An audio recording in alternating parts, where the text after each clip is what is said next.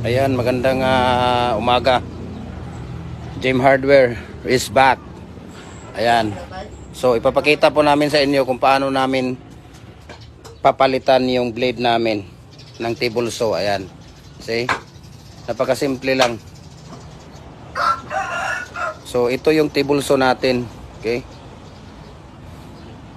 So sa mga nagtatanong kung paano kami magpapalit or paano kami mag-change ng table saw blade, yan okay. So mayroon siyang dyan, yung una, yung bolt, mayroon siyang bolt na yung pangdikit niya. Ayan, yung bolt. Kuha na tayo, daot na oh. Tapos mayroon siyang plate. Ayan, kung makikita ninyo, bolt plate. Tapos meron siyang plate doon isa.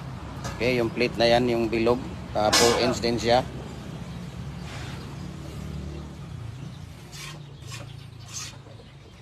So yung iba, sabi nila dapat daw yung motor ay nasa ibaba. Ito, dapat daw yung motor kasi sagabal daw sa ayan, sagabal daw dito. Pag ang motor natin ay nasa ibaba, ay talagang hindi pwede. Dahil mababasa siya sa watery, no? Watery ng ating tawag dito, ng ating blade. So kailangan kasi lagyan ng tubig, no? Kuha ng kahoy din, tanggalan mo muna yung kahoy dyan para makita. Ayan. So ganyan lang po tayo magpapalit ng blade. Hindi pwedeng ang motor nasa ibaba, no? Ng circular saw natin. So ang gamit natin dito na blade ay 40 teeth, no? Ibig sabihin, ilagay mo yung blade dyan, dong. Yung blade ilagay mo dyan. Dyan. Ayan, yung gamit natin na blade ay 40 teeth, no? Ibig sabihin, 40 ang ngipin niya. 14 inches or 16 inches hanggang 22 inches ang pwede natin gamitin dito. Ayan, kay Michael Marciano, thank you for watching.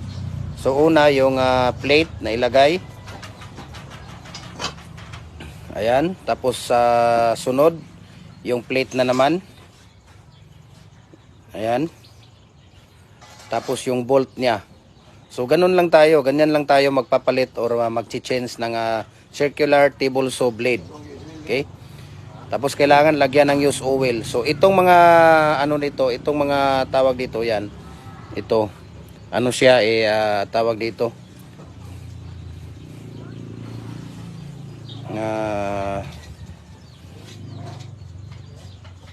Yung pillow block na yan, no, yung pillow block ay yung shafting na gamit namin dito ay 2 inches na shafting. Okay, tingnan natin. 2 inches na shafting ang gamit natin dito. Kung makikita ninyo, ayan, yung nasa gitna, ayan, 2 inches na shafting po yan. Makikita ninyo yan.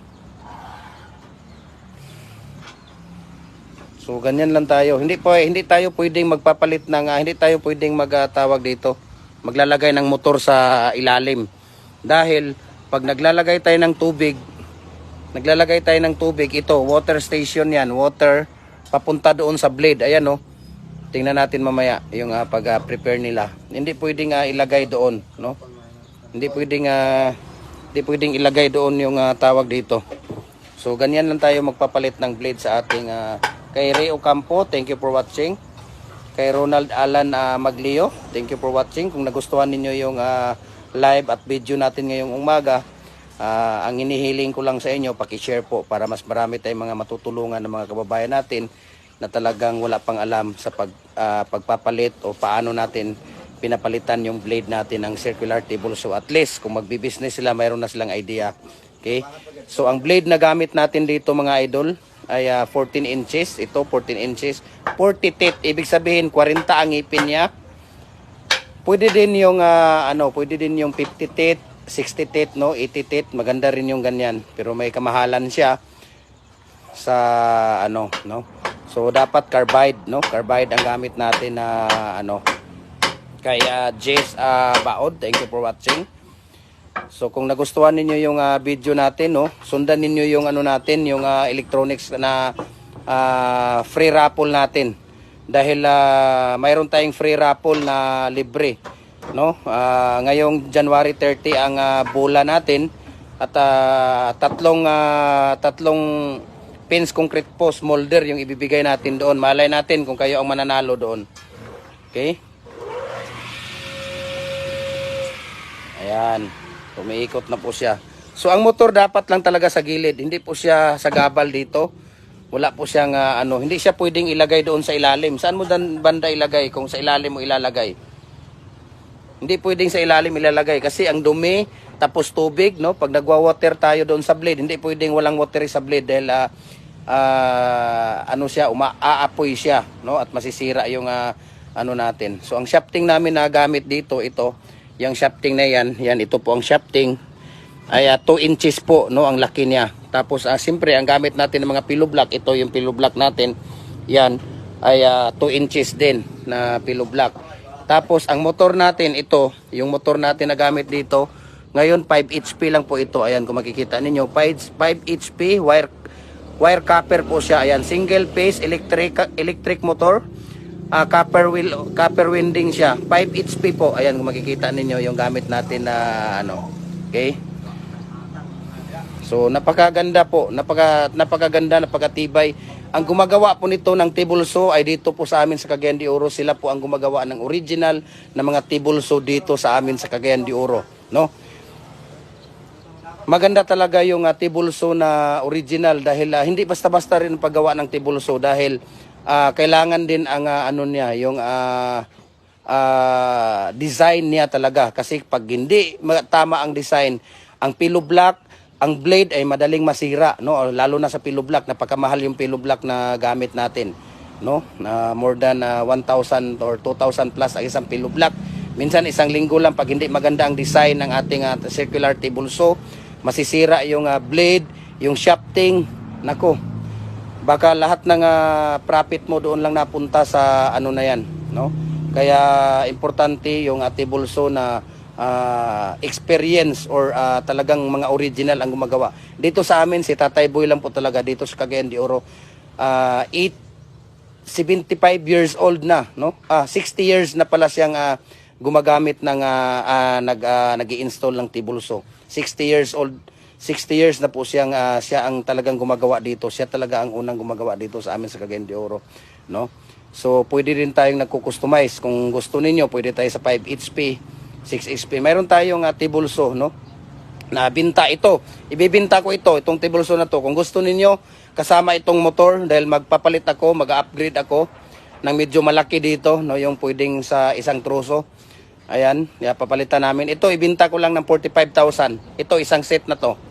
45,000 kasama ang motor kung gusto ninyo. Yung pulley na gamit namin dito, number 4 at number 6. Ayan, no? Itong pulley sa may motor, number 6 po yan or number 5, pwede na rin siya.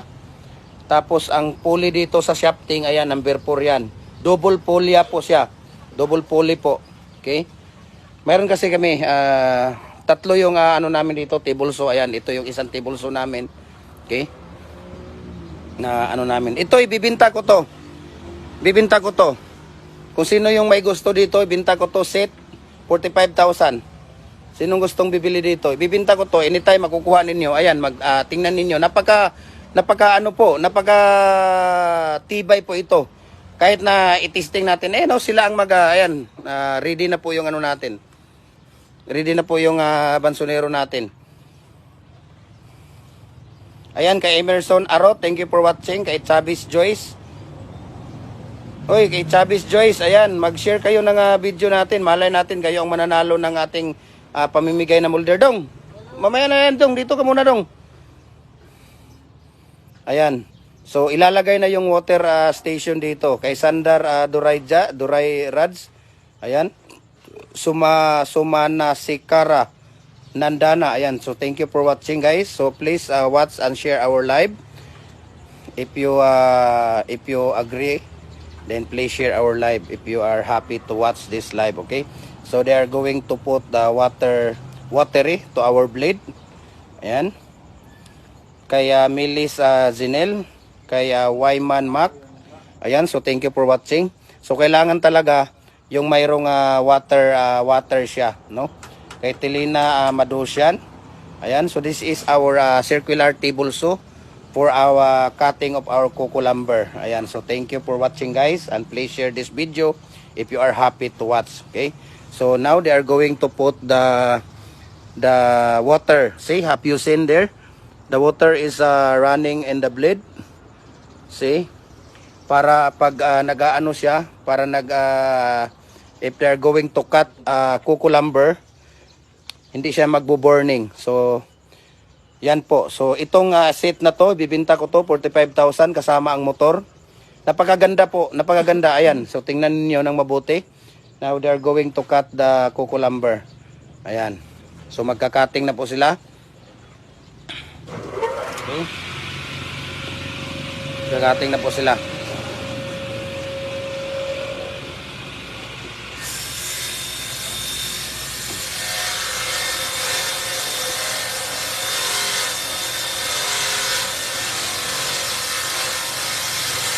Kaya siyang naniya Eleona Oinam, Joran Dihanovic, Federico Bidsa. Ayan, so thank you for watching. Kay Larry Ladim. Ayan, so thank you for watching. So yan po mga idol ha. Tingnan ninyo. Yan, bibinta namin to. I will selling this table saw 45,000 pesos po. Ayan, complete set. Anytime you can makukuha na ninyo ito. Ang bago kasi dito, nabinta namin 60 to 65,000 complete set po siya. Ayan, so ito ibibinta lang namin ng ibibinta ko lang ng 45,000 dahil sikanhan na po siya. But ano po siya, talagang napakatibay po siya, no? Makikita ninyo.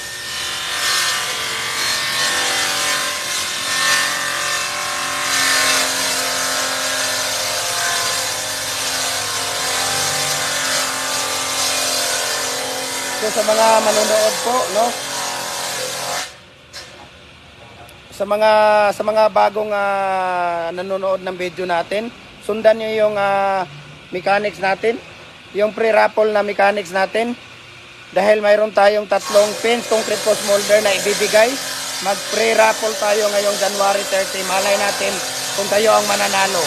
So, tingnan niyo dyan sa mga video natin. Mayroon akong sinishare na video dyan para sundan ninyo ang mechanics natin. Malay natin kung kayo ang mananalo doon sa ating raffle po.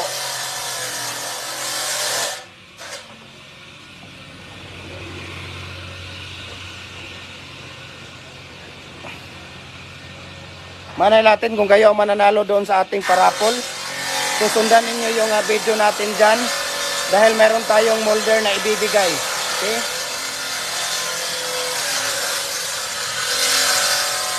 Ito, ibibinta namin ito, 45,000. Yan, yung complete set na yan. So, anytime, pwede nyo makuha dito dahil mag-upgrade ako ng tibulso, yung malaki. Pa yung parang truso, yung mga malalaking puno na pwede nang i-cutting. Ayan. So, ito po mga idol, ang ibibigay namin. Ayan. Yung pins concrete post molder na yan, ibibigay po namin yan. Sundan nyo lang yung mechanic. Sundan nyo yung mechanic natin para malay natin kung kayo ang mananalo, no? Tingnan niyo, January 30 pa po ang ating paraffle. So please sundan niyo yung mechanics natin, no? Kay Almasa, kay Cornejo Olivo, kay Awalo Amino, Bugoy, ayan, thank you for watching. Kay Muhammad Kamran, kay Ronel Oka. Ayan, so thank you for watching mga idol. So ito ibibigay natin ang free raffle natin ngayong January 30. Tatlong set po ng 10 concrete post molder. Sundan nyo lang ang video. I-share niyo yung live natin, yung mga video natin dyan. At mag-comment kayo. 4 lang po na step ang gawin ninyo para kayo ay makasali sa ating free raffle po. Sayang din yung free raffle natin. So magandang umaga and God bless po sa ating lahat. So hanggang dito na lang muna tayo.